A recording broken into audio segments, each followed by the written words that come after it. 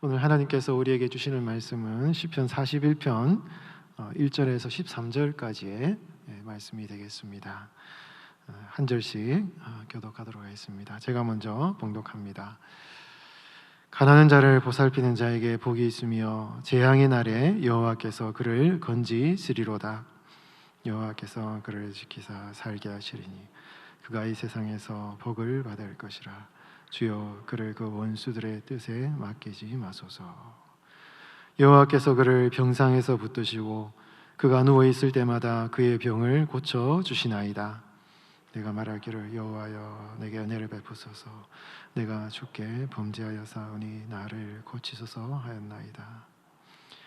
나의 원수가 내게 대하여 악담하기를 그가 어느 때에나 죽고 그의 이름이 언제나 없어질까 하며 나를 보러 와서는 거짓을 말하고 그의 중심에 악을 쌓았다가 나아가서는 이를 널리 선포하오며 나를 미워하는 자가 다 하나같이 내게 대하여 수군거리고 나를 해하려고 꾀하며 이르기를 악한 병이 그에게 들었으니 이제 그가 눕고 다시 일어나지 못하리라 하오며 내가 신뢰하여 내 떡을 나눠 먹던 나의 가까운 친구도 나를 대적하여 그의 발꿈치를 들었나이다.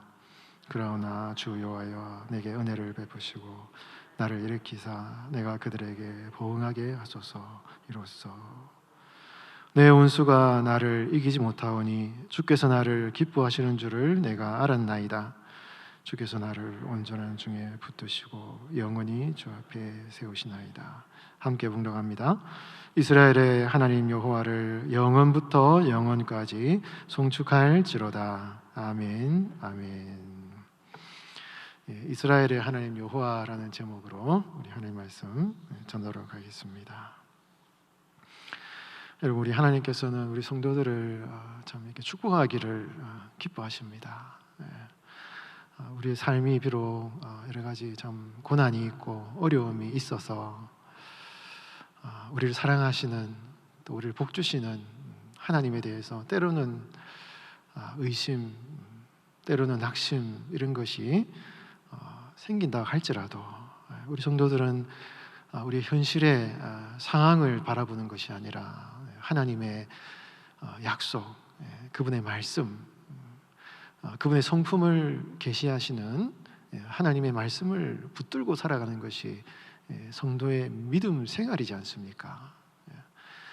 그렇기 때문에 성경은요, 우리 하나님을, 우리 성도들을 축복하시는 하나님이시라고 분명히 약속을 하십니다. 우리 하나님은요, 여러분들을 복 주시기를 기뻐하셔요. 축복하시기를 기뻐하십니다. 좋아하십니다.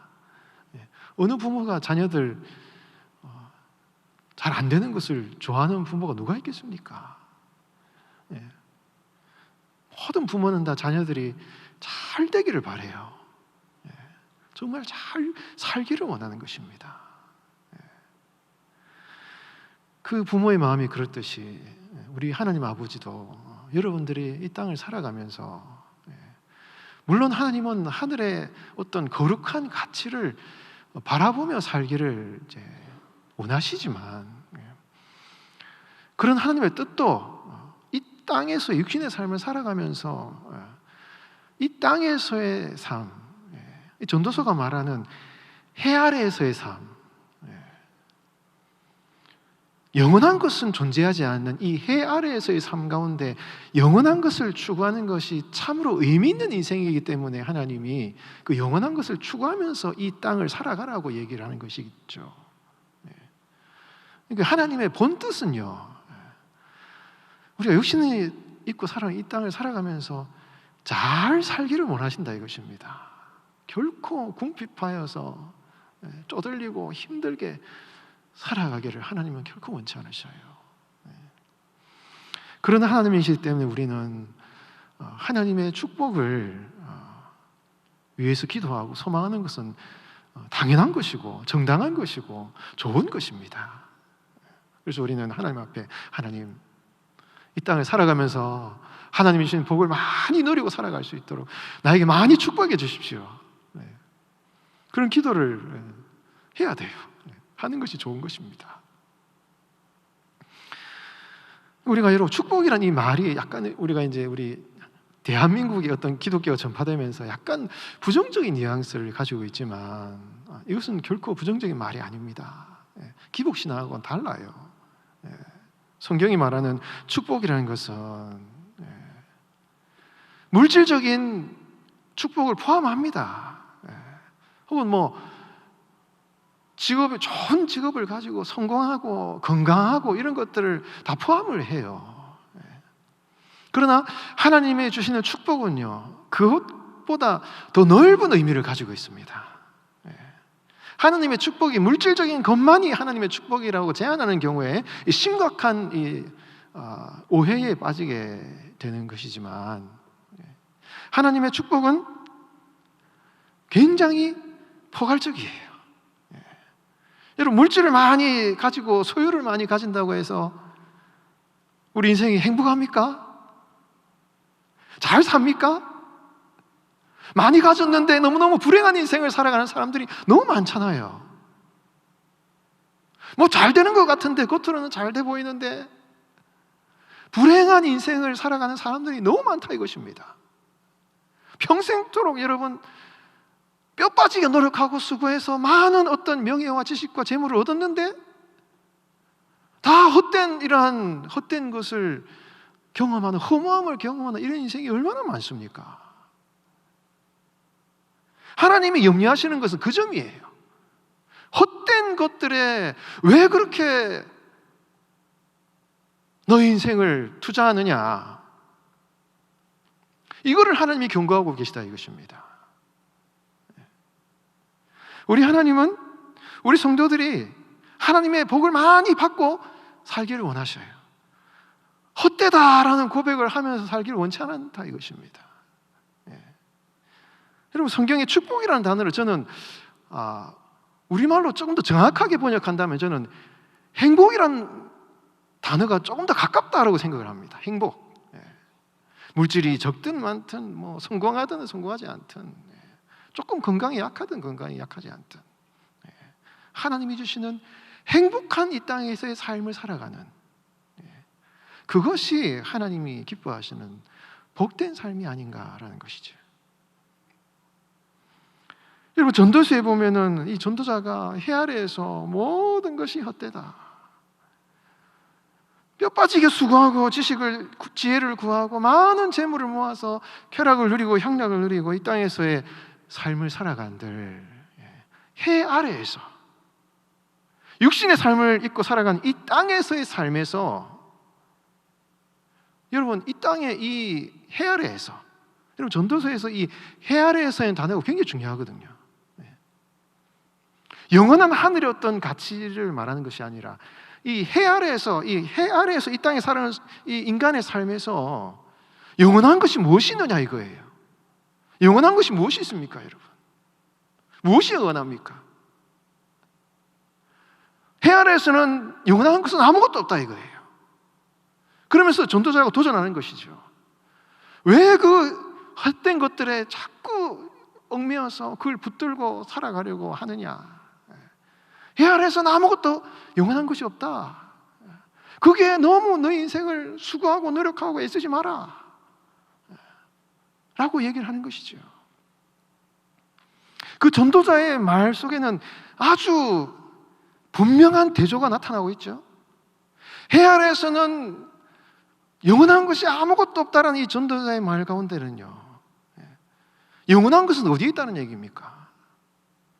해 위에, 하늘 위에, 하늘에 영원한 것들이 있기 때문에 해 아래에서 이 땅의 것은 헛된 것이 있기 때문에 그것을 추구하지 말고 하늘 위에 있는 영원한 것을 추구하는 것이 참으로 의미 있는 인생이다 하는 것을 전도서는 말씀하고 있고, 여러분, 성도들이 우리가 이 땅을 살아가면서 진짜 하나님의 축복이 무엇인지 그것을 깊이 고민하고, 하나님이 하늘과 땅의 모든 창조주가 되시는 우리 하나님께서 진정으로 우리 성도들에게 주시기 원하시는 그 축복을 받아 누리기를 하나님 원하시기 때문에 그 축복의 의미와 정의가 무엇인지를 잘 깨닫고 그 하나님의 복을 누리라라는 것이 하나님의 뜻인 것입니다. 여러분, 하나님의 그 축복, 성경에 말씀하시는 진정한 의미에서 하나님의 축복을 받아 누리시는 여러분 되시기 바랍니다. 오늘 시편 41편은요 1절에 여러분 뭐라고 시작합니까? 1절 한번 같이 한번 읽어볼까요? 1절 시작. 가난한 자를 보살피는 자에게는 복이 있으며. 여러분, 복이 있으며라는 단어가 이 한글에는 중간에 나오지만 원래 원문은 처음에 나옵니다. 아쉐레라는 표현이에요. 복이 있도다, 이런 감탄사입니다. 여러분, 이 41편은 시편 1편에서 41편까지 이 시편이 150편이 총 5권으로 되어 있는데 1권의 마지막이 41편이에요. 41편까지가 1권입니다. 그런데 41편이 아쉐레로 시작을 하고 복이 있도다라고 시작을 하죠. 시편 제일 1편 1절에 보면은 1편 1절이 뭐라고 시작합니까? 복이 있는 사람은 악인의 길을 따르지 않으며, 이렇게 나오잖아요. 그러니까 시편 41편의 1편과 41편이 처음에 복이 있도다라고 감탄사와 함께 41편에도 복이 있도다라고 표현하면서 이 시편이 처음과 마지막을 이야기를 하고 있어요. 그리고 32편에 보면 거기에도 아쉐레라고 시작합니다. 복이 있도다라고 시작해요. 거기는 마음에 하나님의 허물의 사함을, 죄의 사함을 받는, 죄가 가득한 인간의 존재임에도 불구하고 죄의 용서함을 받는 사람이 복이 있다라고 말씀하고 있어요. 그래서 여러분, 이 성경은 이 시편 1편부터 41편까지는 복에 대해서 곳곳에 말씀하고 있고, 시편 1권은요 복된 걸로 끝나고 있다 이것입니다. 복의 내용이 무엇입니까, 여러분? 1편에 하나님의 생명의 말씀, 악한 것을 꾀하는 인간의 존재 가운데 하나님의 생명의 말씀이 주어짐으로 말미암아 바람에 나는 겨와 같은 허무한 인생을 살아가는 성도의 삶에 하나님의 말씀이 주어지는 그 사람이 굉장히 복이 있다라고 말씀하고 있다 이것입니다.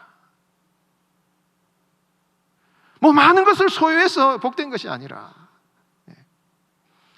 마음속에 악한 것을 꾀하는 그런 바람에 날아다니는 겨와 같은 그런 인생이 아니라 생명의 말씀을 하나님이 성도의 마음 심령 속에 주심으로써 시냇가에 심은 나무와 같이 그런 정말 아름다운 말씀의 뿌리를 내린 성도의 삶이 그렇게 복되다 이것이에요. 내가 죄가 많습니다. 죄가 너무 많아가지고 하나님과의 관계가 깨어졌고 너무너무 힘들어요. 아무리 돈이 많고 행복하게 살아간들 하나님과의 관계가 해결되지 못하여서 하나님 앞에서 죄를 짓고 살아가는 인간의 삶이라는 것이 얼마나 불행하고 피폐한 인생인 것입니까? 그러나 시편 32편은 하나님 앞에서 하나님이 비록 죄가 너무너무 많지만은 하나님께서 그 사람의 죄를 용서해 주시고 그 죄를 덮어 주시고 죄를 싸매어 주시는 그 사람이 제일 복되다 이것이에요, 여러분. 복되다 이것입니다. 그것이 복된 것이죠. 그리고 여러분, 이 오늘 시편 41편에 너무너무 사람들로부터 많은 상처와 아픔을 받았습니다. 사람들이 나를 다 떠나갔어요. 심지어 이 다윗의 삶으로 치면은 그렇게 사랑하던 압살롬 아들이 자기를 배반하고 죽이려고 덤벼드는 것입니다. 심각한 인생의 배신감을 경험한 것이에요. 어떻게 내가 사랑한 아들, 나와 함께 같이 밥을 먹는 친구들이 나를 버리고 떠나고 위로한다고 나를 찾아왔는데 욥을 생각해 보십시오. 병이 들어서 누워있는데 친구들이 와서 막 욕을 하고 나쁜 말을 하고 그렇게 나에게 가까운 사람들이 나를 배신하는 그런 상황 가운데 여러분, 하나님이야말로 하나님이야말로 내 인생의 참된 친구, 사람이 아니라 하나님이 때로는요, 여러분, 하나님만을 사랑하고 하나님만을 신뢰하게끔 하기 위해서 때로는 하나님께서 우리가 가장 붙드는 그런 것들을 버리게끔 하실 때도 있거든요. 이 시인이 이것입니다. 배신감을 느끼고 세상에 내가 의지했던 것들이 나를 떠나가는 순간 하나님만이 내 삶의 유일한 소망이시고 하나님만이 나의 친구가 되시는구나라는 것을 깊이 깨달음으로 말미암아 여러분, 자기가 가난할 때, 자기가 고통당할 때 사람들은 떠나갔지만은 하나님이 나를 돌보시는 것을 깊이 경험한 성도의 삶이 어떻습니까? 그 사람들은요, 다른 가난한 사람들을 보살펴 줄 수 있는 사람이에요. 그 사람이 다른 사람을 보살펴 줄 수 있습니다. 왜? 그 사람은 가난한 자의 마음을 이해하고 있죠. 공감합니다. 그래서 하나님의 그 돌보심과 하나님의 보살피심, 주님이 유일한 나의 의지가 되신다는 사실을 깨달음으로 말미암아 다른 가난한 사람들을 잘 돌보아주고 그들을 잘 섬기는 이런 사람, 이런 사람이 정말 복되다 라고 말씀하고 있는 것이에요. 여러분, 하나님은요, 이런 축복을 여러분들이 주시길 원하셔요. 여러분, 부분적인 축복을 누리면서 그것을 의지하는 신앙생활이 아니라 하나님이 우리의 삶에 진정으로 주시기 원하시는 그 축복을 누리시는 이런 삶이 되시기를 바랍니다. 그러면서 여러분, 이 시인이 여러분 오늘 본문 10절에 보면 10절에 보면 10절도 우리 같이 한번 읽어보겠습니다. 10절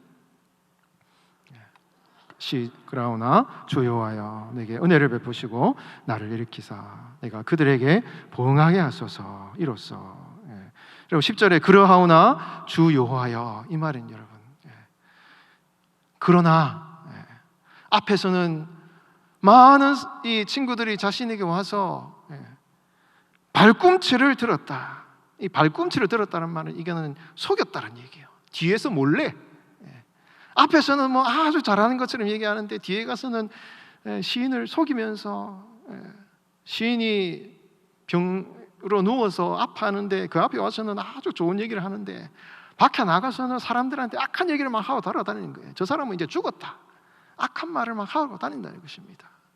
그런 걸 보면서 시인이 마음이 너무 상처, 아픔이 있었다 이것이에요.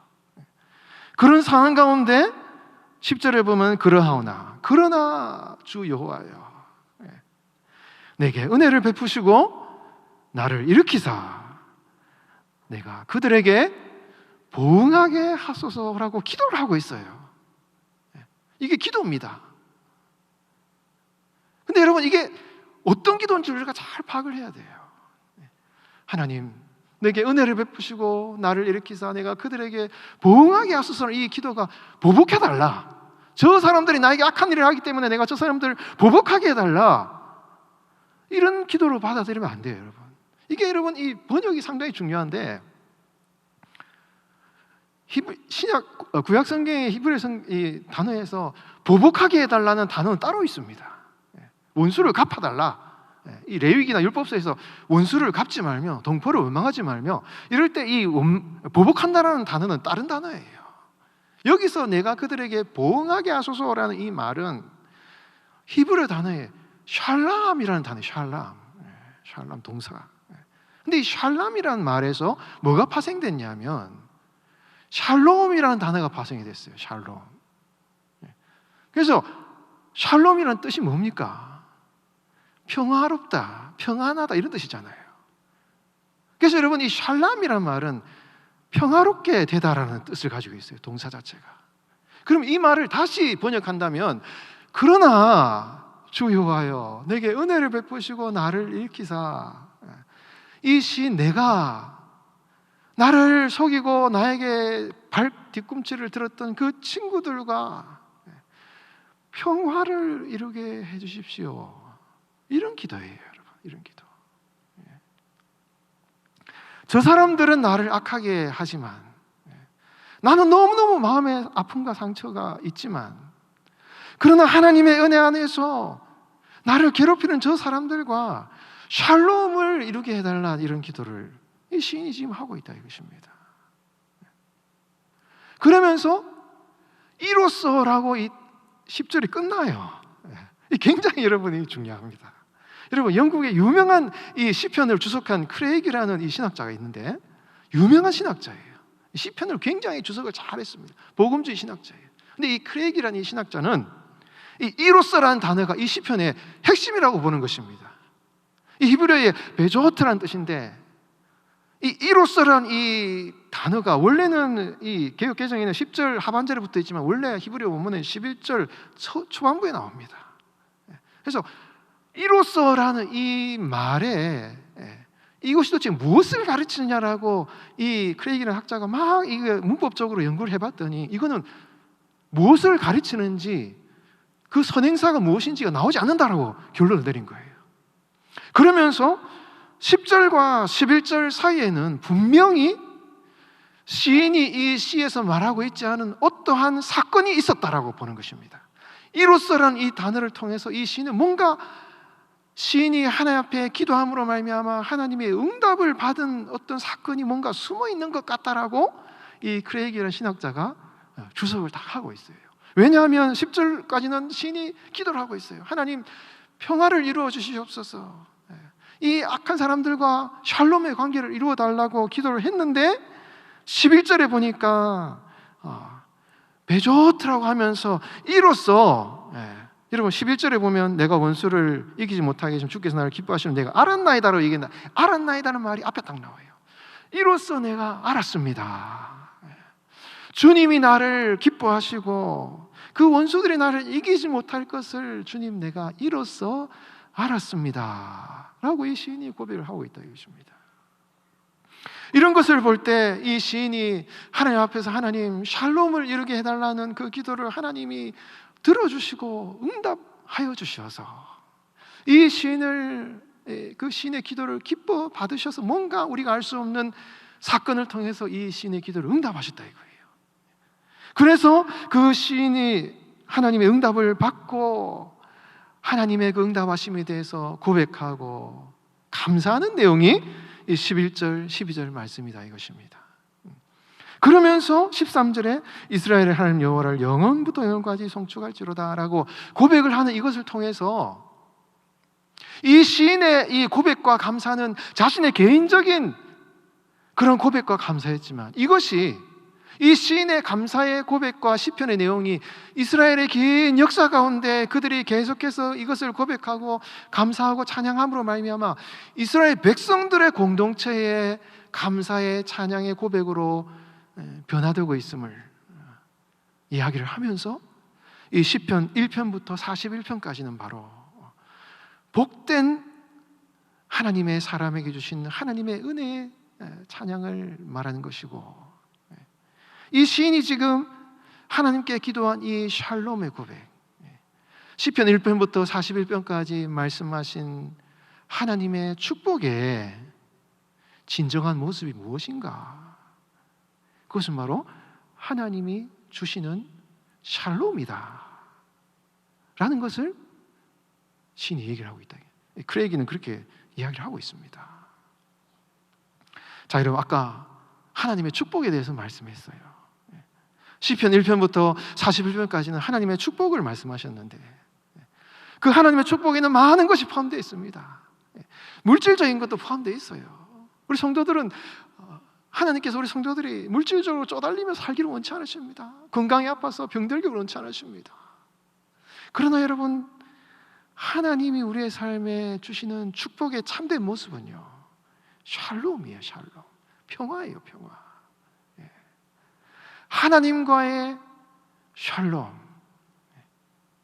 나 자신과의 샬롬, 함께 살아가는 사람들과의 샬롬, 우리 교회 공동체 할렐루야 교회의 샬롬, 그리고 이 나라 이 민족의 샬롬, 이것이 여러분 하나님의 참된 축복이에요.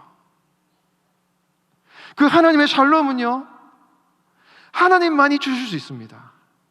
우리가 노력한다고, 우리가 수고한다고 이루어질 수 있는 것이 아닙니다. 그것은 하나님이 주시는 축복인데 하나님만이 주셔야 되는 거예요. 그래야 샬롬이 임합니다. 여러분, 이것은 하나님 앞에 구해야 되는 우리의 기도의 제목이에요. 하나님, 내 안에 주님이 약속하신 샬롬이 임할 수 있도록 하나님, 주님의 샬롬을 나에게 허락해 주시고, 내 가정과 내 교회와 우리 민족과 이 나라 가운데 하나님의 샬롬이 임할 수 있도록 하나님 은혜를 베풀어 주시옵소서. 여러분, 그렇게 기도하셔서 여러분들 삶에 하나님의 샬롬을 누리시는 그런 삶이 되시기를 주의 이름으로 축원드립니다. 여러분, 하나님께서 우리에게 어떻게 샬롬의 복을 주셔요? 이 시인이 하나님 앞에 기도함으로 말미암아 하나님 나에게 샬롬의 은혜를 주시옵소서라고 기도함으로 응답을 받았지 않습니까? 근데 그 이전에 이 시인의 모습 가운데 어떤 모습들이 나타나고 있습니까? 아까도 말씀드렸지만 이 시인은요, 병상에 누워서 병으로 고통당했어요. 근데 사람들이 다 떠나갔습니다. 상실감이, 배신감이 너무나 컸습니다. 그런데 여러분, 이 시인의 마음속에 하나님이 찾아오셔서 여러분, 배신감을 느꼈고 사람들은 떠나갔지만 이 시인의 마음 가운데는 여러분, 하나님이 그에게 유일한 친구가 되어주시는 그런 샬롬으로 하나님이 이 시인의 삶 가운데 찾아오셨다 이거예요. 여러분, 이것이 하나님의 샬롬입니다. 여러분, 하나님께서 우리의 삶에 깨어진 관계 가운데요, 하나님이 우리의 삶의 진정한 친구 되심으로 우리를 위로하시는 샬롬의 은혜를 주신다 이것이에요. 우리가 여러분 병들고 약하고 우리가 이 땅을 살아가면서 때로는 물질적으로, 육신적으로 아플 때, 여러분, 우리가 잘 되고 뭔가 건강할 때는 사람들이 내 주변에 있어도 아프고 약하면 사람들이 다 떠나가지 않습니까?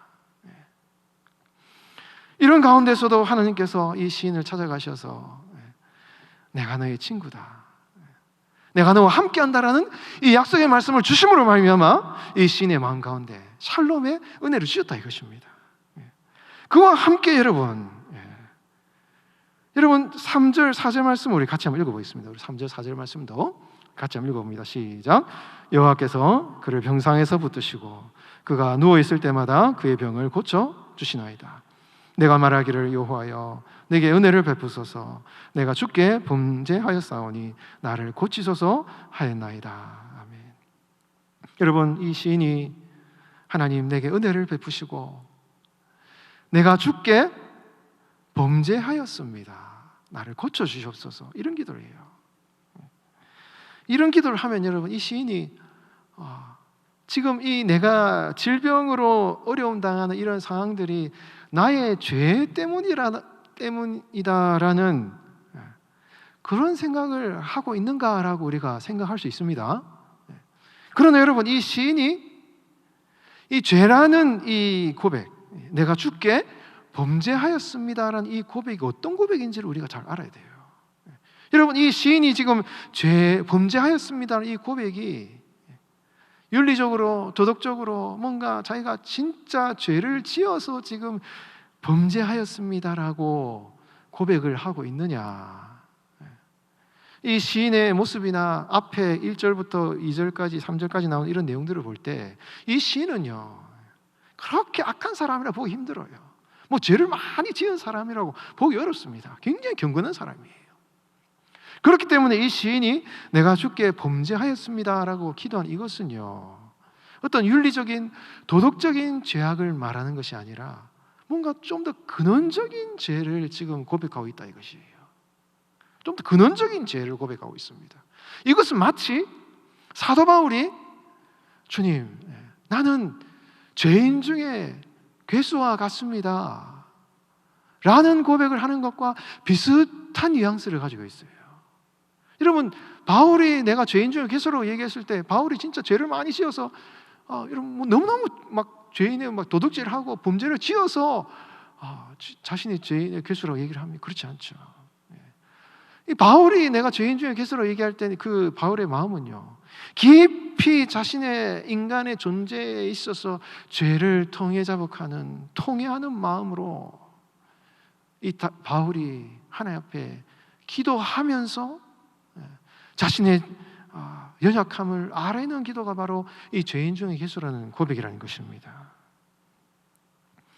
여러분, 이 시인이 내게 은혜를 베푸소서 내가 주께 범죄하였습니다, 이 고백은요, 지금 질병 가운데 어려움 가운데 있지만 하나님 앞에 자신의 모습, 연약한 모습을 깊이 통해 자복하면서 하나님 앞에서 자신의 연약함을 아뢰는 가난한 심령으로 주님 앞에 나아가는 이런 자신의 영혼의 깊은 통회하는 마음, 자복하는 마음, 상한 심령으로 주님 앞에 나아가는 그런 기도다, 이것이에요.